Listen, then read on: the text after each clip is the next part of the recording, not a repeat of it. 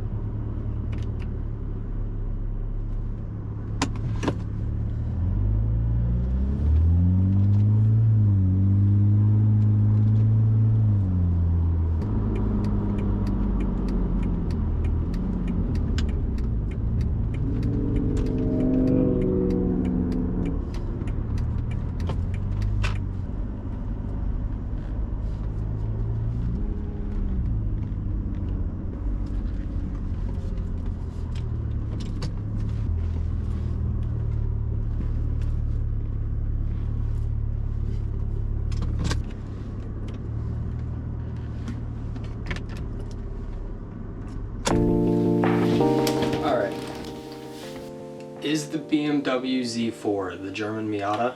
Let's go over it.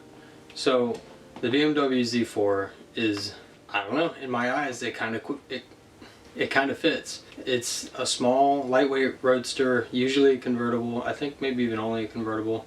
I'll have to look into that. It comes with a better motor than the Miata comes with, and it's faster than the Miata. I don't know if it handles better than the Miata. The example that I was driving had 70,000 miles on it. It ran good, motor felt healthy.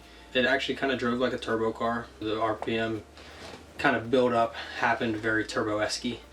Transmission was a little funny. I didn't love how it drove on its own, but I never like how cars drive on their own. So everything goes into manual mode for me at some point. This car was no exception. In manual mode, it was pretty fun. It was responsive enough. It was definitely slow compared to today's standards, but it was still accurate, or how about I say predictable would be a better word for it. The chassis in general felt pretty predictable. I will say it almost felt like it was going to understeer a little bit in the corner when I was turning onto the highway, but that could be a mix of the kind of the loose asphalt gravelly situation that's going on there. Plus, I don't know what tires are on it. It could have absolutely crap tires. I really didn't pay too much attention, to be honest with you. Aesthetically speaking, I kind of have a little love for them. They're kind of good looking cars. I mean, it's got nice curvy body lines. Looking down the mirror, I was really enjoying kind of seeing the flow of the body behind me. They do have very long hoods for the size of the car. Otherwise, aesthetically, I think they definitely get a one-up on the Miatas, at least in my personal opinion. Let me know in the comments about that. Y'all can argue. As for general handling, I think the car felt playful. Seems like the right word. It didn't quite feel as tight as I remember most German cars that I've driven feeling, specifically Beamers. It definitely needed maybe some like bushings. I didn't do any inspections on the car. It's drivable as it is. For hard driving, I'm sure you'd want to be replacing stuff pretty quickly. I think the car has an A1 rating as far as fun factor goes. It's a lightweight, nimble chassis, and it comes in a 6-speed manual.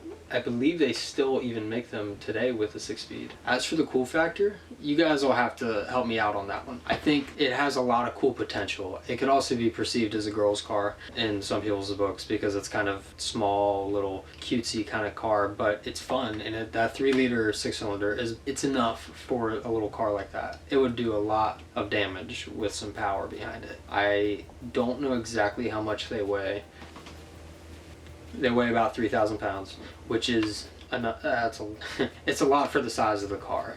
But in today's standards and boat anchor world, the reality is 3,000 pounds isn't too much, and I'm sure you could shave it off from somewhere. It is a well-padded car. It was a little loud on the highway when I was at highway speeds. Definitely could hear some wind noise from the convertible top. This was also an 04 that I was driving, so who knows how the new ones sound. I feel like I recall seeing a hardtop convertible Z4 in which I would love to drive one to see how different they sound. I think it's a newer model though. But that's all from me. I want to make a huge shout out to Jim Ellie's Auto Sales for letting me take this test drive out and getting the opportunity to show you guys the 2004 Z4. I hope it can be of value to somebody who is maybe looking to buy one of these. If there are any cars you guys want to see test drove, let me know down in the comments. I'd love to try and find them and get a video out to you guys. I'm Chance Her, and this is Legacy Productions. Thanks for joining me on this test drive, and I'll see you in the next one.